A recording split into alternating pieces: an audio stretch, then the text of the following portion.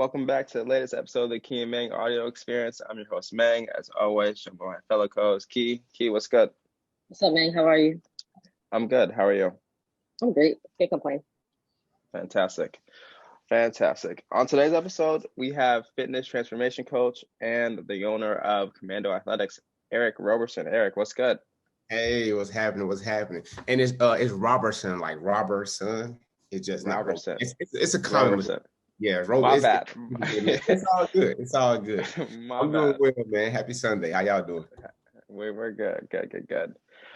We like to open up our podcast with getting to know our listener, our guests a little bit more. So can you tell us a little bit about how you got to this point here right now? Yeah, absolutely. So I'll start off at the beginning, right? So growing up, it was always around athletics in some form or fashion. But I really got my first taste when my oldest brother started playing football. So once he started playing football, I didn't know nothing about Little League. I seen everybody do it, but he started playing. One day he came home just like ripped up and swole with veins. So I was like, dang, I want to get some veins. So before that, though, I'll say my granddad, he had just came home from like Ohio. It's like the first time we seen him in a long time. And I remember this distinctly, like he had came home. Now my granddad, he's older, but he's like yoked up. I'm talking about like yoked. So we used to do this thing where we used to literally hang off his biceps. And so from that point, I was like, oh, snap, I want to be strong. Then I see my brother play football, seeing the veins. I'm like, oh, I want to be really strong. So I got started running track, and then I got into wrestling in middle school. And that was pretty good. Then high school, started playing football really good. I ran cross country too. So I put down cross country, started playing football, running track. And then I wrestled in high school. And then after that, I was a pretty decent player. I think I was above average. I was above average. But I felt like it was a missing link between like where I was and where I wanted to go. So we had this thing. I was applying for scholarships, and then there was like, what do you want to be when you get older or whatnot? Like more in depth. So one of the things I wanted to do was create I want to become a link between where people wanted to go and how to get them there. Because our coaches there was cool, but they didn't really help push us towards, hey, let's go and, really work on your form. Let's work on your skills. Let's try to get you in front of these college coaches so we can really see, what's going on. They didn't really preach film and everything like that. And some of them did, but they didn't stay around long enough for us to help. So I was like, man, that's a market for somebody to really step in and really help somebody get to that next level in their athletic career and that next level or whatever it is. So I wrote about becoming, having a facility where I can do that, just be like coming from a small town. We didn't really have a lot of access, but I wanted to create a facility to where I help those students, help those athletes, help those people really get to that next level. So then I went to college. I wanted to be an athletic trainer because I wanted to major in sports medicine because I thought, I can be a sports medicine doctor and not really be able to, help those people get there. But then I majored in athletic training, and I was like, I don't really know what this is, because I didn't really have a sports medicine degree at Valdosta State University. So then I went undecided. I went into marketing. Marketing didn't work. I went back undecided. And then I was like, okay, what's going to be my next step? So I majored in exercise phys.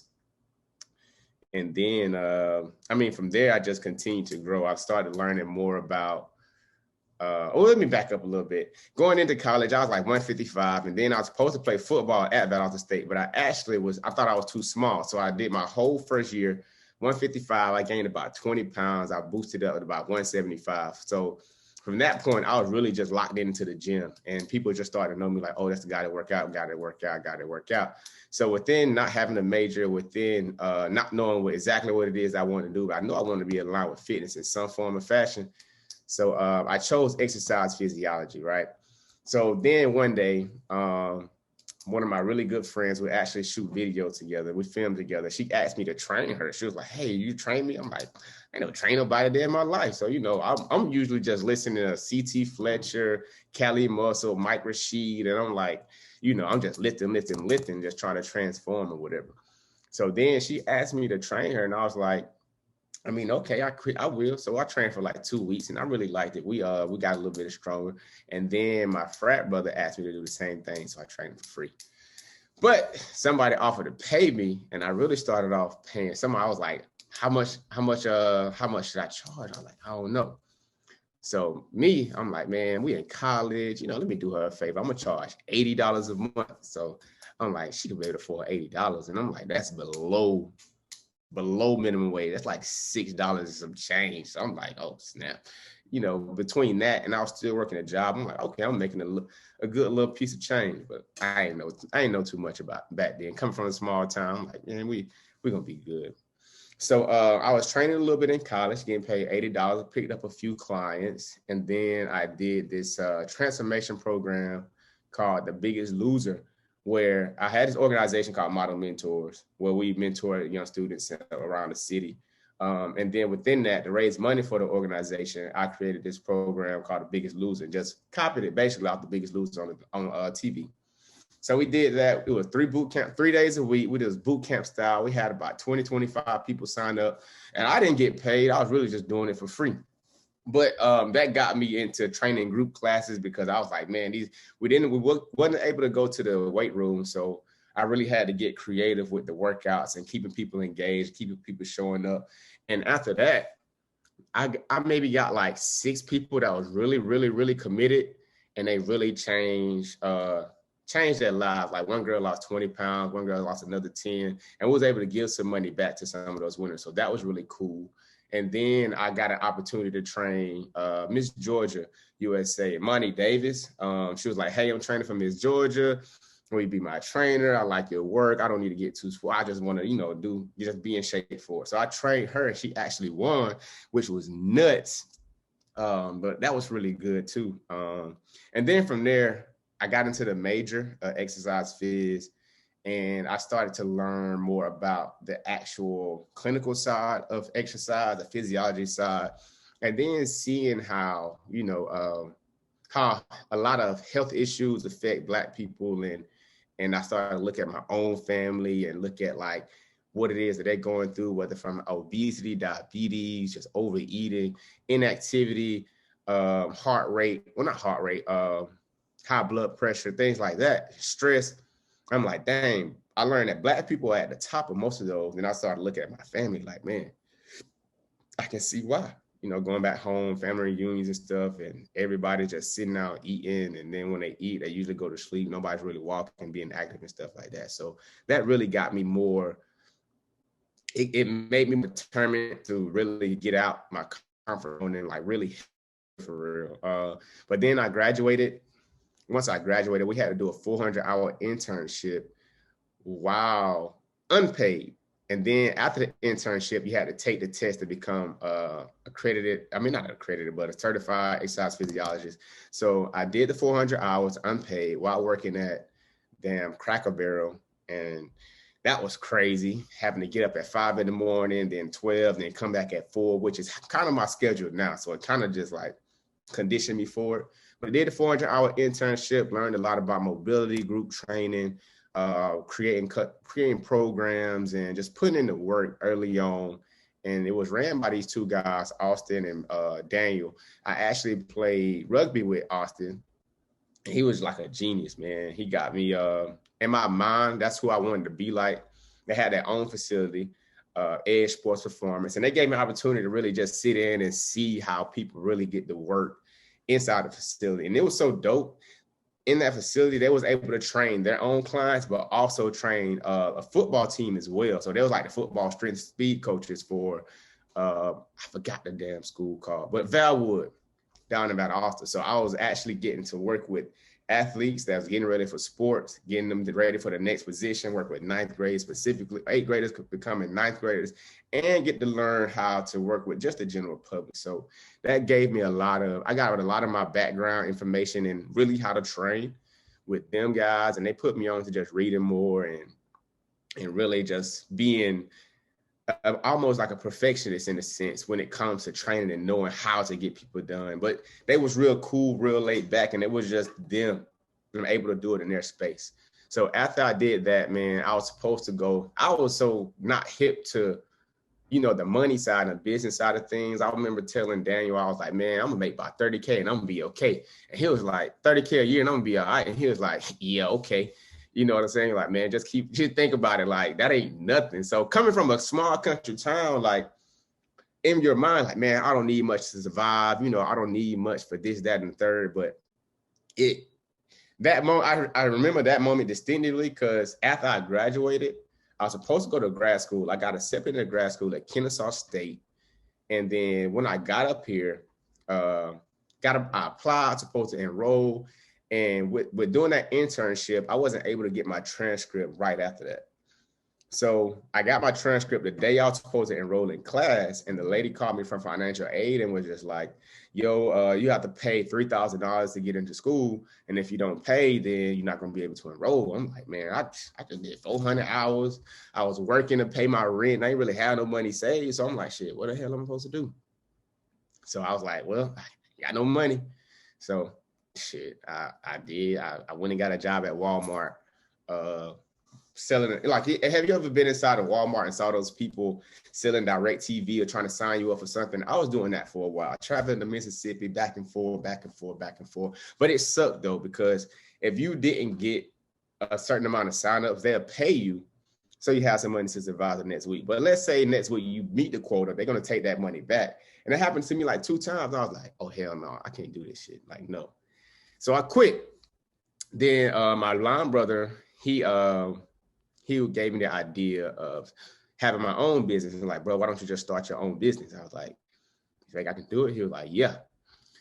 So from that point, I was like, I don't know what to call it. He was like, man, your name Commando, just use Commando. And I was like, but what else? And I was like, Athletix, but with an X, so I could be different. So from that point, I just went all in. But then I was like, man, I need some more money. So I got a job at the Nike store. Like, again, small town, coming from a small town. I saw a Nike athlete. I'm like, boy, I'm about to be a Nike athlete. I'm about to be in that mud, like at the Nike store going crazy. But I learned that you just a salesman. Like, you don't even get an extra nothing. You really just selling shoes and you don't get no commission or nothing, which was cool because I got to learn a lot of the presentation of your business and how people perceive it. And if you give a high presentation, then somebody's gonna perceive it as high value. And then just working in a luxury place because it's like the flagship Nike store in Atlanta, at Atlantis Mall. It put me in a mindset of, whenever I do start training, I want my videos and what people see, I want them to really perceive it as being high quality, and that way I don't have to go back and forth about this because they already have a preconceived notion of the value. My line brother was like, yo, I don't know why you're getting a job. You're not really going to be able to focus and give 100% to it. So it was one day I was going down to homecoming, and at the time I was charging like $15 a session, but I was only getting paid like 12, 13. So I started thinking, I was like, man, if I can just get like 5, 6 clients, I'll be straight. I can make that money on my own time. I had no real bills and anything like that. So it was like, I could take the jump. So called them. I was like, all right, I just want to let y'all know I'm quitting basically. So quit on that. I went full force into training, and I've been full time since like November of 2016. Now that shit was rough starting out. I remember having to call back and ask my line brother to help pay my rent. And I was eating off of food stamps, of course, and just barely having enough money to pay my rent. So it was like a struggle. I would not advise anybody to struggle that hard because that shit is not fun by any means necessary. Like, think about, you just graduated from college.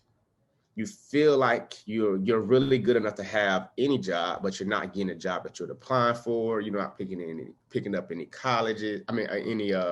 Any clients, and shit not happening that you think supposed to happen after you graduate. So it's battling that, not having enough money, and then just trying to navigate relationships and family and all this shit. So, that's kind of sent me down a spiral, but it also helped me redefine that I didn't need a lot of things to really feel happy. So I had to kind of find more happiness in not having, and just being okay with making something out of nothing. You know what I mean? So at one point I was thinking about giving up training, But this is what happened. So I was training this guy. His name is Arjun.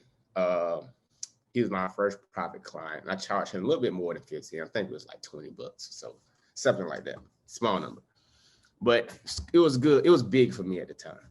So I was training him for like 2 months. And then he was telling me, he was like, hey man, I'm gonna have to go to India, for like 3 months. And I was like, shit.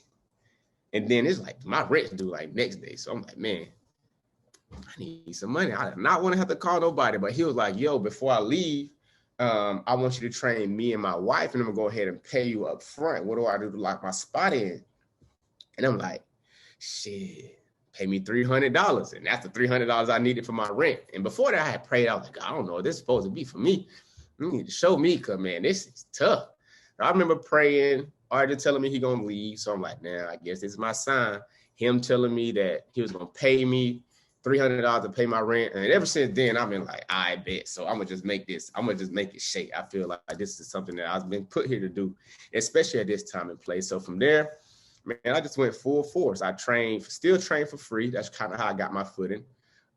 Trained some pageant girls for my frat up in Kennesaw.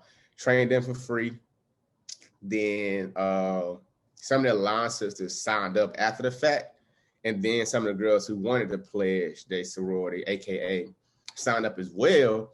And that way, it just helped me grow into the Kennesaw community, Atlanta community. And from that point on, I was just been, putting out content, helping people transform. And it's just been up ever since. I can't say. I've had some up and downs. I've been kicked out of gyms, been kicked out of a free gym, kicked out of a privately owned gym, had to move, been through some crazy stuff with bodybuilding. But I can say business has gotten better every single year.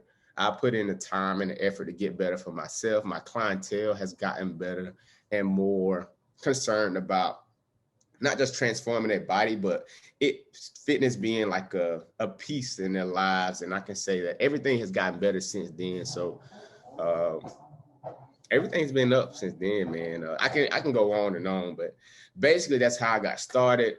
I was like, shit, maybe it ain't for me, but it seems like it was a divine design that I'm a trainer now. And I can't say it's been very rewarding, and just building my own value and seeing the value that you bring, and redefining yourself, and trying not to associate you with this and that, and just realizing that, bro, you're right where you're at, just doing what you need to do, and just do that shit to the best of your ability. So I just been sold in from that point on, 2016, and shit been up ever since. After the guy told you he'll pay you up front, did that make it easier for you to kind of realize that you'd be able to charge more for your services and then actually get more clients at that price? Did that give you a boost in confidence? It gave me a big boost in confidence, because at the time I was like, man, I just need some money. So I was like, small group is like 175 and private is like 200 after that. And then I remember I had a mentor. I literally used to wake up at 5 a.m. and go watch her train, because she trained professional athletes. And I met her working through the Nike store. This guy named Tez, he didn't introduce me. He told me about her. I went and talked to her. I was like, hey, I want to mentor you. I want to come shadow you. I really want to learn. So I remember waking up at 5, going down to her job, going down to the Lenox Mall, sleeping in the parking lot, waking up, and then just go watch her train for like an hour or two. I didn't have clients. I was like, I might as well spend my time learning. So I did that for a while, and she was asking me, she was like, yo, what is your price? Like, what are you charging? And I remember I charged like $15. She's like, no. She's like, nah, you're not, nah.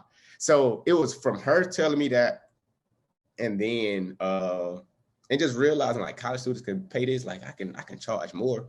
Well, I started crunching the numbers. I was like, I'd rather pack the gym out and then charge a smaller amount, so I can have more at that time. So I was like, okay, if I do $15 an hour and I get 4 to 5 people in there at a time, then it'd be like 45 or whatever the number is, 60 or whatever.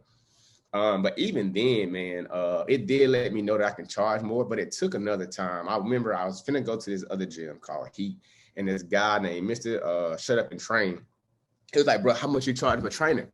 And I was like, $250 for 3 days. And he literally laughed. He was like, man, He was like, man, you can't take care of nobody doing that, man. He said, you got to charge more. Like for small group, especially, like you need to be at least charging 300. Like he laughed at my prices. So at that point, I was like, I picked it up. And then a girl that I was training with named Gian told me, she was like, you know, you're too good of a trainer to be charging this. Like you really need to be charging more. And it just helped talking to those people and just being open about my prices. It reaffirmed that I'm actually able to charge more, and they saw more in me that I kind of saw in myself. So it kind of takes somebody else to flash that mirror and make that mirror a lot bigger so you can see just how much value you bring and how good you might be. And sometimes I still battle with it today, you know, because I'm like, when it's a passion of yours, you get caught up in, I want to help as many people as I can, but then you have to realize like, you're not charging for right now. You have to charge for your projection because one day you want to have a family. I want to have a family. I want to be able to take care of my family. I want to be able to do the things that I want to do, you know, when I want to do it. So I not have to worry about finances. And at a certain price point, it's harder to do, especially when you don't have your own facility. So it just brings that around full circle. Like, okay, are you charging enough to survive, to thrive? What are you doing? And you're obviously providing value, obviously, but when are you going to bring the value and the actual value in price together so that people can, now you can live and survive and thrive, but also people will respect you more and respect their time more, because at a certain price point, people just don't care. Like some people do or don't care, no matter what you charge them. But if you pay 180 for something, you showing up 12 days a week. I mean, you kind of care depending, but it's like 180. But if you're charging 350, 400, and you know, that's for some people it's more, and they'll care about it a little bit more. So now your quality of your client is increasing. So then it's like, okay, it's layers to pricing. It's not just the price for me; it's also the price for the other person to care more. So that's the way to look at it, and kind of just bought into that. You mentioned value and like bringing value to your clients and to yourself and providing that to your clients. So what does value mean to you, and what does a client get value-wise when they work with you? Value is how much you care about something. For me, not only how much you care about it, but you know the benefit as well. So I like bringing value by one, really showing somebody how to move their body effectively, how to work around injuries or inconsistencies in their body that might cause an injury, so that now whenever they leave or whenever they come, they feel better, they look better, and they're training for less injuries. I like to show people how to move and what is working and what we're doing. I like to kind of break it down to make it really plain for them, but also understanding how to communicate it in a way so they can really understand it. I've learned that regardless of what level of education you're at, people are going to meet you. Well, you have to meet people where they at and try to push them and prod them to where they want to be. But you can't do that always trying to throw out 3-syllable words just because you know it. It's like, learn this information, break it down, and give it to them so that they can really understand it and make more sense of it. The easier and the more I'm able to do that, the more people I can affect and infect, and then the more progress we're going to make wholeheartedly. So it's like me learning the education, me learning the nuances and movement, me paying attention and always being open to knowing when I'm wrong, but knowing also when I'm right, and putting that shit into play, and really just continues to do that. And also showing them and showing up and showing out. Like, we're not just here to work out. Let's go in here with the performance mindset. Let's go ahead and perform. Let's make sure we look good, we feel good, we training good, all into together. And not even just from the education standpoint, but you know, content is king these days. Everybody wants a piece of content. So I always thought, you know, let me bring my camera skills into it. So that way, you know, we looking good in the gym. Let's showcase how well we're looking. So I always brought that speech inside the gym and just give them different new ways, innovative ways to train that I think are innovative, and keeping them excited about it. You know what I mean? Like doing the really simple things really well, the foundational things really good. Once we do those good, let's throw in some mixes in there, you know? So just being educated, communicating, and being creative in my own way. And working the camera, man. That's my bread and butter, that camera. So that's what I really like. When did you start using like the camera? Is that something you were doing when you were younger and you just decided to include it in your business, like the fitness? So I really started using the camera, I would say, hold on right quick. Let me see if I can make sure this camera's on. Okay. So I would say I used to, not a lot of people know this, right? So I used to always see my granddad and my dad, they always had a camera in their hand, whatever family event was going to. So I always used to see them with the camera in their hand.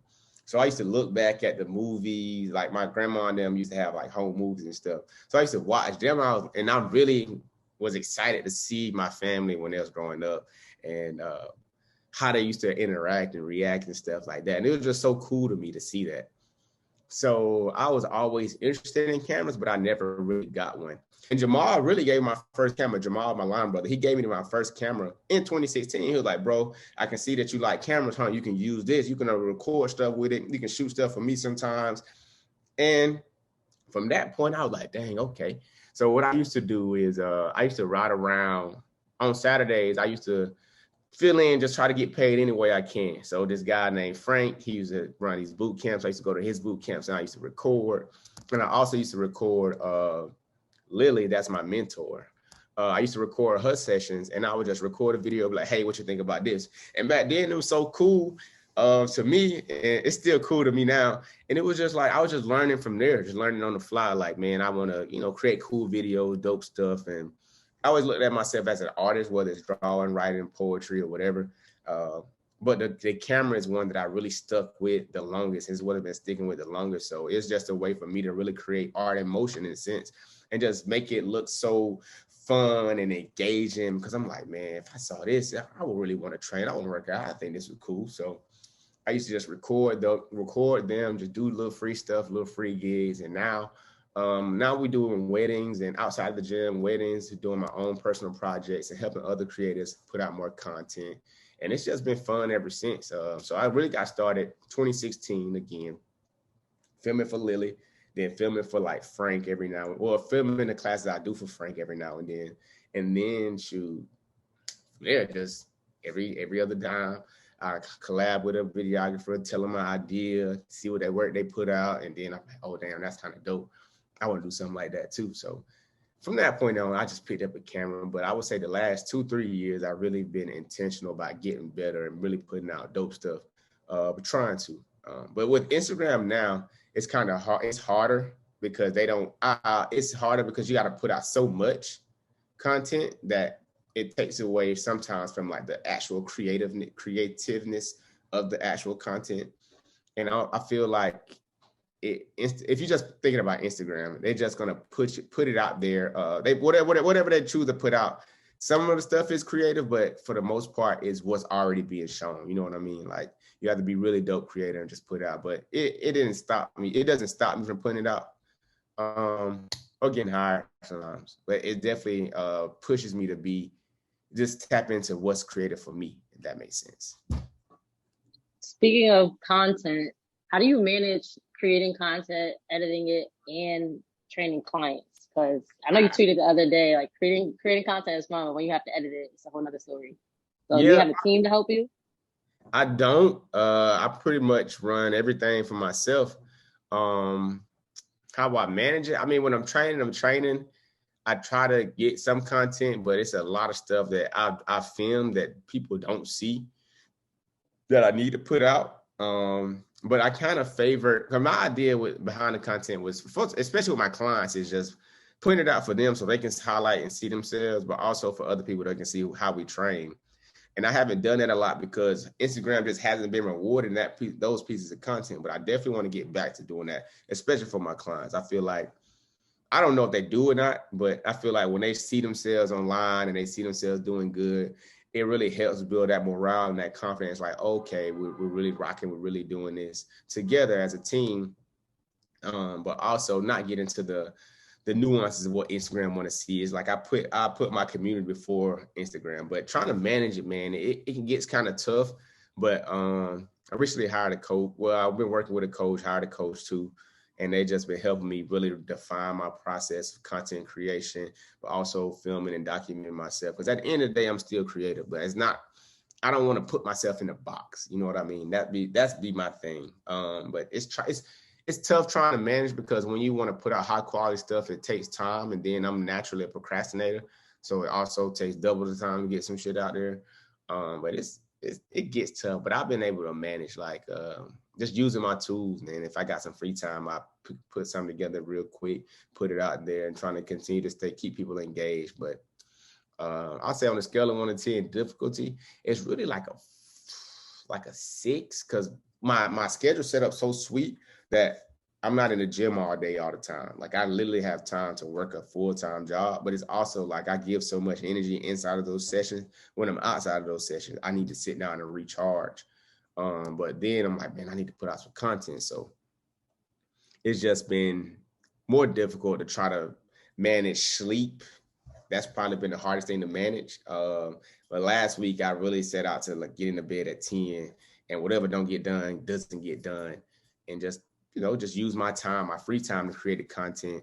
But editing it is the hardest thing because it's like, okay, do I want it to look good? How do I want it to look? Do I just want to put this out? And it just mentally can get overwhelming. But then you sit down, it's like, bro, just put this shit out, bro. Like, fuck it, bro. Like, if they gonna like it or they not, like, just put it out. Make sure it looks good. Make sure it can capture somebody's attention. Just continue to put it out. Continue to document and just document and create. Document, create. Because as a trainer, like our job is to train. Our job isn't to create. Our job isn't to be content creators. But with social media, we have to be somewhat of a decent content creator so people can know what you got going on. It doesn't benefit anybody for you to be really damn good, but nobody knows about you. Like, so it's like, okay, this is one of the ways we get out and people get people activated, get people engaged, get people to move in and everything like that. So, it's like a necessary sacrifice at this point. But it's gonna pay off in the long run just by putting in this time now, and soon, a year from now, it's gonna look different than how it is today, and then 2 years from now, it's gonna look different than a year from now. So the work's gonna pay off over time. But I was curious. I've seen you tweet a couple of times about like commit to something for like 90 days to really change your life. Mm-hmm. How have those like 90-day? Can you tell us about those 90-day shifts for you and how they've helped you level up in your business and as a person? All right, so I would say it definitely helps, man. I would say it definitely those 90-day transformations really help in the fall because the fall is like a transformative period for me. It was when I was transitioning out of college into just being a full-time adult. And then the fall is like one of the roughest times for trainers. It can be in a sense, like the fall and winter time. So that's kind of when I lock in mentally, and I always look inward to see what can I improve on, how can I bring more value to the marketplace, how can I help more people, how can I stay engaged and committed to this shit myself, because at the same time you're helping people. It's still a part that's you have to. Me, I want to look good too. So it's like, okay, what transformation am I going through physically? How can I put myself in a position mentally? So at the beginning of that, it always brings me back towards looking inward to see how can I push myself forward? What can I lock in for 90 days? Or for it might be 6 weeks, it might even be a week, but I always take myself through those times to where, okay, this is how I'm going to get better at this time. This is what I'm going to stay committed to. So this time I'm doing more reading and more, I went to Invest Fest. I met one of the guys.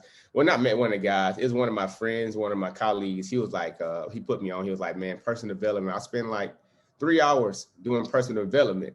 So I'm like, oh shit, 3 hours a day. He's like, yeah, I'm about to boot it up to 8. I'm like, damn, 8 hours. I said, so you don't do nothing? Like, you don't watch no Netflix, no nothing? He's like, nah, man. He was like, professionals practice more than they play. Amateurs play more than they practice. And I'm like, oh shit, boy, that's a bar. Like, that's hard. So I started to get into the mindset like, yo, if I really commit over these next 6 months or so to personal development, reading, YouTube, spending more time in the books, really learning and applying, creating content, documenting the process, like that's going to exponentially help me grow even more. You know what I mean? So financially, mentally, and spiritually, you know what I'm saying? So it's like investing that time on the front end so I can get more on the back end. And I just do those through little spurts, but this is one that I'm really going to be committed to for a lifelong process. but how the commitment is gonna show up is gonna be a little bit different. You know what I mean? So I've been doing at least 5 to 10 minutes a day. Let me spend some time on YouTube. Let me start small or something like that. So it started from YouTube, then I read a little bit. So now it's like, okay, just unconsciously, 5 minutes is turning into, oh, let me watch 2 to 3 videos. Then it might be a 20-minute video. So it's like now I'm looking for different ways, unconsciously looking for different ways to program my mind. So it's like once you do that mentally, the shift has to happen physically. You know what I'm saying? So it's like now, okay, let me see how physically it's going to play out, and let me continue to do that. So I've been doing that with cardio. I've been doing that with eating better, and it's just changing my habits over time. Like I decided, and that's what helped. I decided that that's something I want to be a part of. Really started slow, and it just continues to be implemented. And now it's like, okay, it's a part of what I do. So whether it be 90, 60, 1 minute, not 1 minute, 1 month, 40 days, 30 days, I always have those periods throughout the year where it's like, okay, let me dig down, look inside what I want to do. And then sure, it helps me recommit and refocus, like really be more intentional about that time that I'm doing it. So did that answer your question? Okay, Ben, for sure. Like it's almost like training. Yeah, no, I said it's almost like training, almost like with your clients. Like you got to get them to buy into the habits that you're trying to create, but it's not going to be a 0 to 100 shift. It's going to be small pieces every day, and then over time, it's just going to compound, and then you get the transformations, and you're like, oh snap! Yeah. But it's not something that happens in one day. Yeah, because you know how, like, we humans, everything sounds a lot better than it actually is. So, like, man, I'm gonna eat good. I'm gonna work out 5 times a week. I'm gonna make sure I do my cardio on top of that. You do 3 days in, you're like, boy, this shit here is over with. Like, I ain't got time for this. But once you slow play it and you do like, okay, 5 minutes here, 10 minutes here, I'm gonna make sure I'm gonna change this fried chicken tenders out for some grilled food or whatever. It's like making those little small decisions every day, just like you said, compound, and it makes everything 10 times better. It makes your process a lot easier. Because in the beginning, it's like, man, I got to do all this shit, get overwhelming. And that's what I had to learn too. Like as a trainer, it's like you put so much on your clients at one time and they just be so overwhelmed with it that you forget, like, bro, we have, this is just a part, this is your life. Yeah, but this is just a part of their lives. So it's like, let's take them here. Like, okay, one of the things I like to do is like if a client wants to do that and they're hell bent on doing that, it's like, oh, I'm gonna show you and I'm gonna give you everything that you say you asked for, so that now you know how much of you is gonna require, and you might not be able to give everything right now, but they have to go through that themselves to really learn that, and you have to be okay with learning that. But be with them the whole way, but not be like, I told you so. Like, okay, let's dial it back. Let's see what we can change right now so that we can make this shit make more sense for you. Because it don't make sense for you to work out 5 days if you only training and walking 2 days. That's crazy. You know what I'm saying? It sounds good, but it's really not going to be good for you in the end. So it's like, all right, how we going to do this? You know? Yeah, kind of getting them to see that although they may think they need to or want to do a certain thing, like, is that really something you're able to do with your lifestyle or schedule? And is that even something you want to do? And I think in fitness, a lot of people need to experience that failure because they're like stubborn and like don't want to listen. So if you let them figure it out themselves, I think they'll buy in more to your advice after they already failed on their own. Absolutely, yep. Because that's the thing about failure. Like failure, not always a bad thing, and I have to tell myself this too, because failure keeps me from moving and executing an idea or something like that. Like, but when you look at failure as another lesson, another way to learn, and another time where you can really step above something, I mean, you begin to appreciate and accept it more. I will say though, one person that got me to thinking differently about failure was C.T. Fletcher. Like, I don't know if y'all watched him growing up, but like he used to have this thing where he used to be like, man, fuck failure. Failure doesn't exist when it comes to muscular failure. You know what I mean? But I used to have that mindset, like, you know, we're not training, we're gonna train the failure. Oh, it's overtraining. Fuck overtraining. Overtraining doesn't exist. You know what I'm saying? We're gonna go to failure, everything. So it's like accepting the pain, bringing in the pain. You know, we're looking for failure every single time that we're training it. That mind, I was strong as hell with that mindset, but it's like taking that, like accepting the failure, accepting the pain, you know, accepting the learning that comes with it and grow and building off of that. It's like, okay, take what you learned from training and apply it into real life. And that's the hard part for me as a trainer. Is like, let me apply this so I can elevate? Because I'm still going in a place that I don't know, but it's still reminding myself that, you've done this shit before, but you just have to continue to do it on a bigger scale now. Like, you don't have to be afraid of failing, or you don't have to not try nothing because what's been working is so easy and comfortable. Like, it's okay to fail. It's okay to learn. And we look at failure like, oh, bro, it's so bad. It's so bad. I'm not going to try this, but we can't let, I tell myself this, I can't let failure cripple me from moving forward, because I'm going to always be in the same spot doing the same thing. You know what I mean? So it's like accepting it, moving forward, but don't let it hold me back. You know what I'm saying? Fail enough to where you can learn from, but not enough that you can't come back from. That makes sense. That's like where I'm heading to now. Would you say as a trainer, that's something that sets a lot of people back? A lot of people are entering the training industry, is that once they experience some setbacks, like they are not able to bounce back and continue pushing on, even though if they know they're good? I Or would it's say, just I think that's go ahead. Let you finish. What you about to say? no, I was just gonna say, like, even if they like are just starting out and know they just like they're new to it. Okay, yeah, I would say it's them not realizing it's a part of the process, but also learning that you don't have to. It's like finding a way to be successful and making sure that you are creating your own brand of success for you. Like for me, training 4 days a week and being able to survive and thrive at that might be cool for me, but you might have to do 3 to 4 hours a day, you know what I'm saying? Or you might have to do 7 hours. So it's like defining what success is going to look like for you, and then being okay with having to learn, because that's going to be times where people are going to quit. Like people that you believe in and can't come to you with these easy speeches are going to just ghost you. And after a while, it makes you rethink, like, am I really good enough? Like, why did they quit? Why did they do that? But you have to understand it's the nature of the business. 1, 2, I mean, if you're going to be in this for the long haul, you have to know that shit is going to happen. And number 3, it's like, okay, how am I going to stay committed to this? Is this something that I can go full time with? Can I do this? And do I need to supplement my income with something? And that's okay if you do. Like, I think a lot of times some trainers might get caught up in social media and some of these dreams that some of these trainers be given, like you can do X, Y, Z.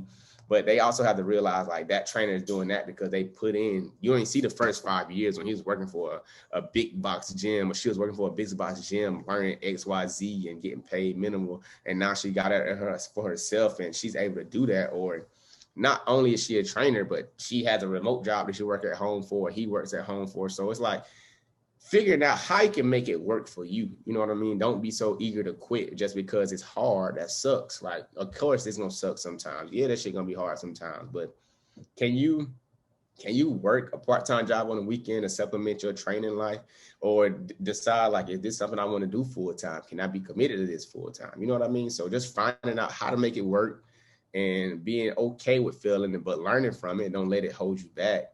But also being realistic about it, but also knowing that, like, as an entrepreneur, your earning potential is almost endless. You know what I mean? There's different ways to get out there. You don't have to be in the gym. You don't have to be you don't do online. You can niche down and just train old people. You can just train young people. So it's so many different ways to win and succeed. It's like getting through that tough, rough process. And that might be like the first 1 or 2 years to really figure out how you want to show up, who you want to help, how you want to do it, and then mastering that and maximize it in that space.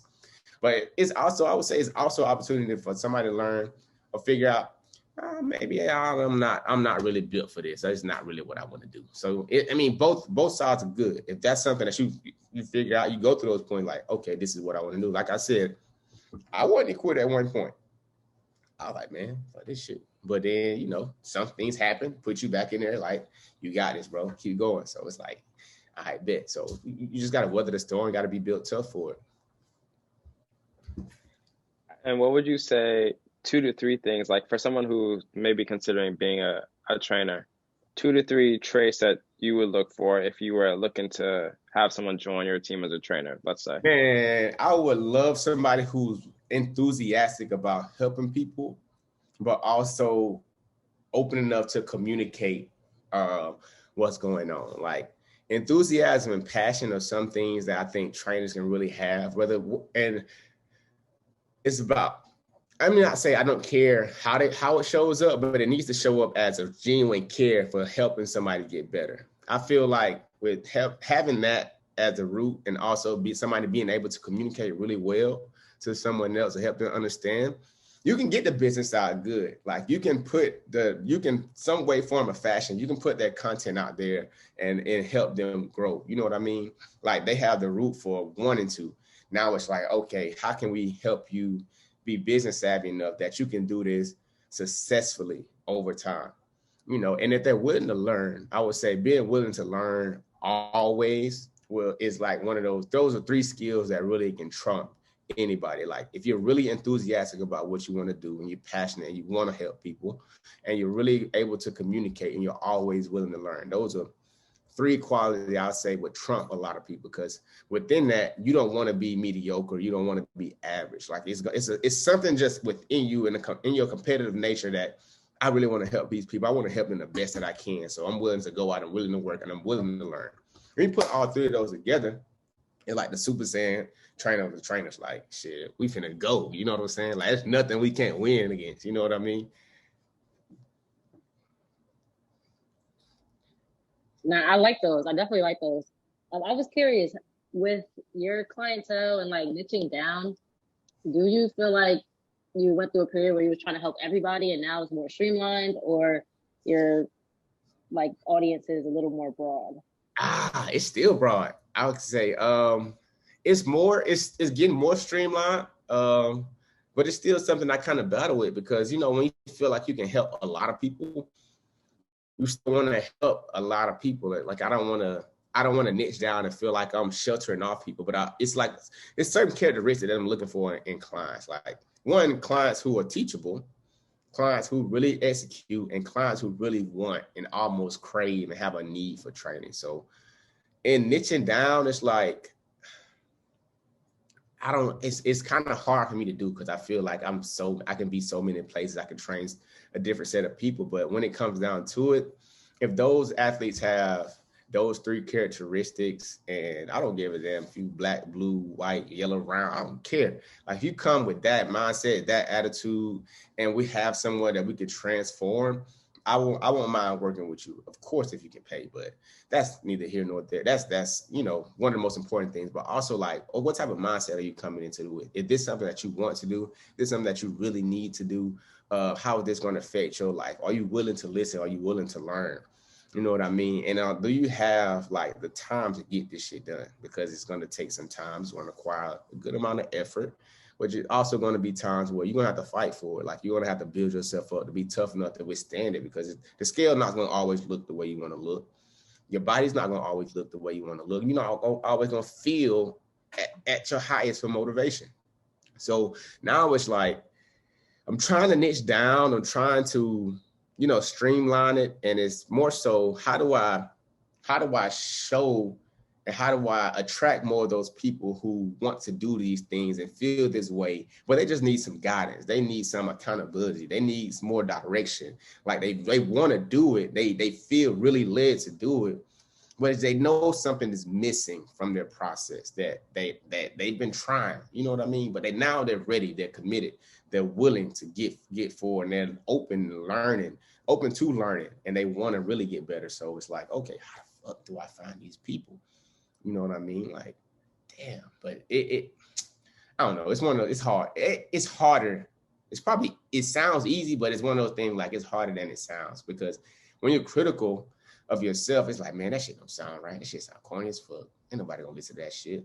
But then it's like, how do you just have to be your real self, man, and not get caught up in Instagram and everything like that. Like, and being open and clear about who it is that you want to train.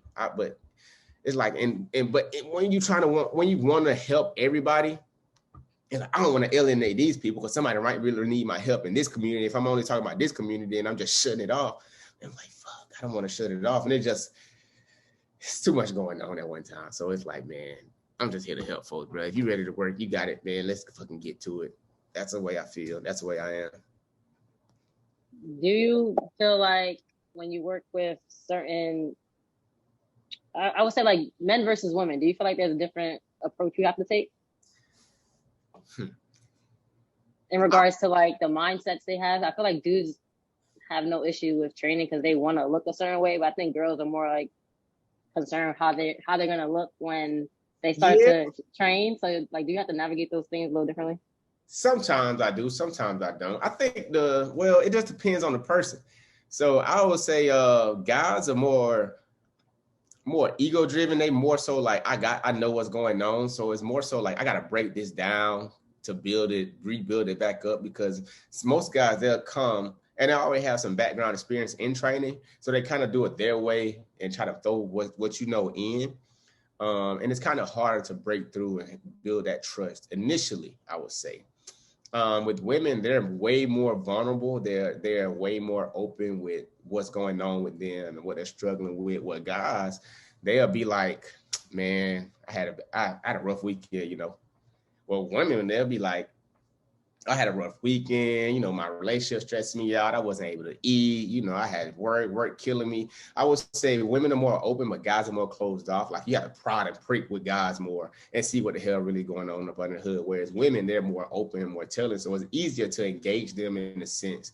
Whereas men, I could talk shit to you, but that really won't get down to the real issue. Like with men, you have to dig a little bit deeper. It's just dudes, you know what I'm saying?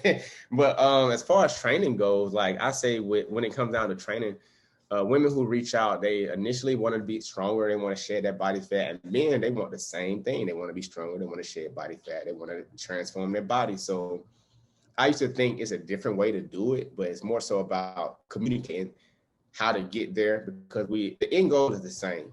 The communication and pathway to get there is just a little bit different. Like I can tell a guy, hey, bro, pick your shit up. I can tell a girl the same thing, but it's like, how are they going to perceive that on their end? Like I'm saying the same thing, but sometimes they might perceive it different. So it's not that I have to be different. It's all about communication. And that comes down to people. Like if man, woman, it's always about the person, but it's always just learning how can you communicate with this person and that person so they can better understand it. You know what I mean? Because some people like, they want that same type of bravado, like, you know, that gets this shit done. And women respond well to that, but they also respond in a softer way. You know what I mean? Some guys that's so used to you doing that, when you respond in a softer way to them, they're like, what the fuck, man? Like, what's going on? But it's really like, bro, I'm just trying to help you understand what this is. You don't understand? So it's like, actually it's one way, but we all come around to the same point in the end and back end. Does that make sense? So I don't really have to switch it up as much. It's just like, how can I communicate so they can understand? And that's with people in general. Yeah, I agree. It's more so a person thing and not a gender thing. Yeah. I was just curious as to what your experience was with that.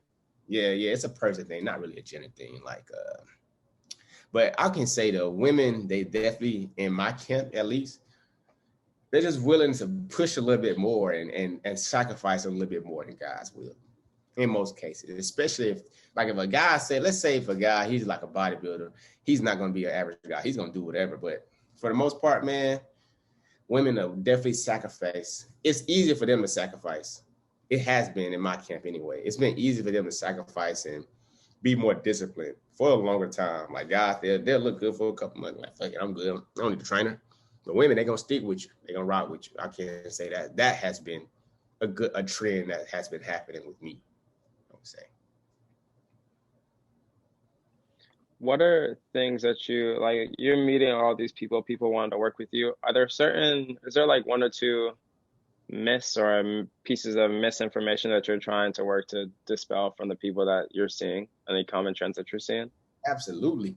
That two of them, that you can't spot reduce body fat. Like they'll be like, man, I want to do these core exercises so I can get my core right. Like I've been eating good, XYZ, but you know, I ain't been seeing stuff changing my core. So I need some core work to get this done. I'm like, no, bro, you don't need to do any more core exercises. You need to look at what you're eating and you start asking those questions. How much you eating? Do you know what calorie it is? Has it been changed?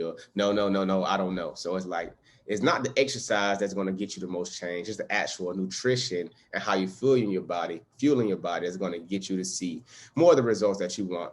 And with women, it's getting them to subscribe to the idea that it's okay to be strong. It's okay to lift heavier weights. It's not going to make you bulky. And then having them understand that, like, genetics plays a big role in whether men or women gain a lot of muscle or not.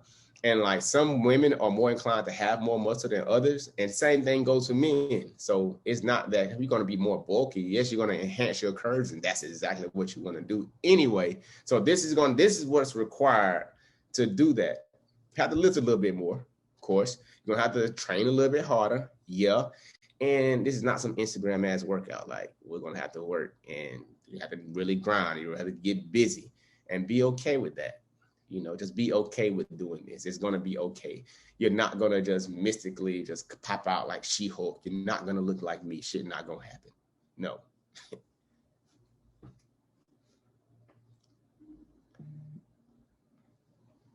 No, I think that's funny because that's kind of what I've been trying to get all like the ladies that work with me to realize. And I feel like once they're in it for like 2 months and they start seeing the changes, then they kind of buy in. But I think initially it's hard to get them to, like, get us to subscribe to that.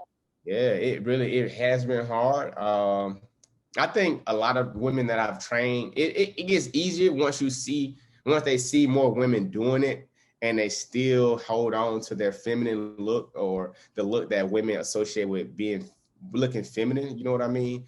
So it's like, the more you showcase whatever it is that they want to see, and women doing stuff and they don't know how, like, okay, this woman still trains hard, she still looks like this, you know what I mean? This woman trains hard, she still looks like this woman trains, she still looks like, oh, whatever. Because I mean, we're creatures of habit, and we're going to see before we engage with something. We got to see it first, you know what I'm saying? So it's all about that perception. Like, fuck, I didn't know she got them trained that hard, like, for real. And then Instagram, just with all these models and shit like that, it gives people just a false sense of what the real is. So it's not just that we're working through this shit. We're working through, got to put this weight trainer on. We're working through people opting out for a quicker route and then coming back and becoming trainers. It's just a bunch of bullshit. So it's harder. To tell the truth, it's like you have to be, to get more. On social media, let me say this, that on social media, you have to be like so right, so left you have to be really polarizing, I would say, to get that attention.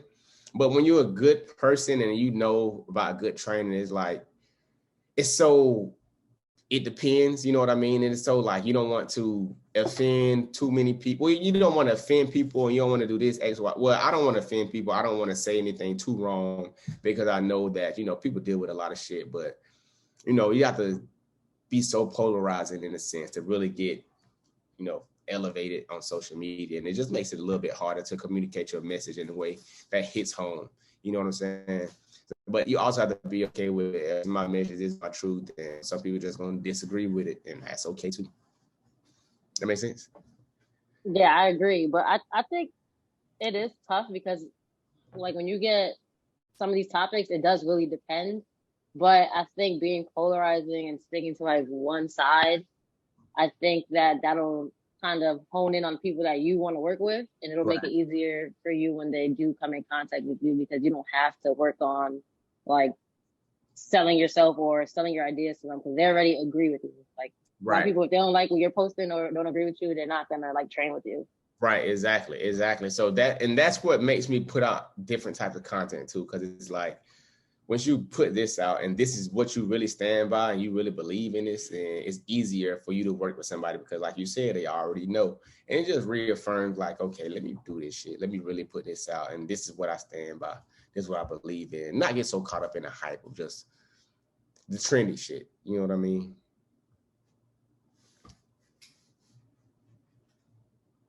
What would you say is like 5-10 years from now? Where do you see Commando Athletix being? Like what do you envision?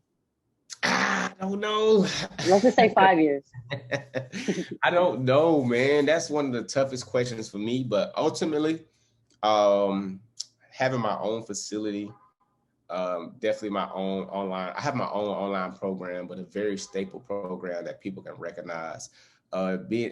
Actually transforming Commando Athletix into not something else, but having another layer to the business to where people can put things on and really embody a mindset and a lifestyle that works for them and really works. Like Commando Athletix is my baby, but I wanted to evolve into something bigger than just me. So, just transforming the business in itself. But I want to say with that next 5 to 10 years, whether it be through partnership or myself, have a facility to where, we have that space to where people can transform. We have that space that can be a bridge to where people want to go and really help them elevate into their life. And it's creating that hub of almost like a social network of people who are not only just training, but they're all sharing business, they're sharing business ideas. And it's a hub for great things to happen in and outside of the gym. That's always what I envision. I never envisioned just having a gym. It's always facility for me. It's always location. It's always a place where people can go and they feel like a place, another home for them. Like, okay, this is where I go. Like, this is my spot. You know what I'm saying? I can go get some grub here. I might be able to get a haircut here, but I know I can meet some really dope people. And it's just bringing people and being a connector. Like, from my first post, I wanted to help people get to the next level. So it's a different way I want to help people elevate, and it's a different way. And I don't have, well, yeah, I want to be the person that helps do it. You know what I mean? I kind of shy away from it. I want to be that guy. I want to continue to be that guy regardless, but just being me and it happening and not having to force it. That makes sense. Yeah, it does make, go ahead. Go ahead. I was gonna say, yeah, it does make sense. But I think as long as you continue to stay true to your mission and what you want to accomplish and how you want to help your people, like all those things that you just said you want to work on is going to come to fruition because you're staying true to your values, to your mission, and who you are as a person. Right. Appreciate that, man. That's definitely. Of course. My last question. You told us a lot in the time we've been talking. If you could give the listeners 1 to 2 things to take away from this combo today, what you gonna leave them with? I would say first thing that came to mind: stay true to yourself. Stay true to yourself. Stick to your plan, and don't be too afraid to pivot because at the same time, if your plan A is working, like you might have an 8.1, 8.2 that you have to deviate towards, deviate around. Stick to your plan. Stay true to yourself. And work it out, like see it through, like working through those failures, working through those hard times, it makes you a tougher person. And like the first thing that you want to do in this world is be built tough. And also number 2, always stay open mentally to learn and stay open to engage and stay open to getting better. Don't be so closed off and sticking to your old ways or this one way of getting things done. Like it's more than one way to skin a cat. So be open to figuring out, be open to learning, be open to just having, different options and access to different opportunities, I would say. Boom. Eric, thanks for joining us on the pod. Where can people find you if they have questions or they want to reach out with you or are curious about what you offer? They can definitely reach out to me on Instagram at eGoCommando, because that's what we do. We go commando. On Twitter at Commando_Dro11. I haven't created a YouTube yet officially, so that's on the way. Definitely want to create a YouTube so people can reach me there, or you can go to my website at CommandoAthletics.com. You know what I mean? I'm here to help. I'm here to help people thrive and do more than survive out here in this world. So it's up to us to help put these people in the right position to win, man. One step at a time. Step at a time. Do more than survive. Yes, sir. I like that. Yeah. But it was great having you on. And man, if you don't have anything else, I think that's all for today's episode. All righty. I got to get up out of here. I got to get in the shower. We got a brunch at 2, so I'm about to get my grub on, man. Y'all have a great one. I appreciate y'all having me on. Yeah, I appreciate you. All right. Thank you.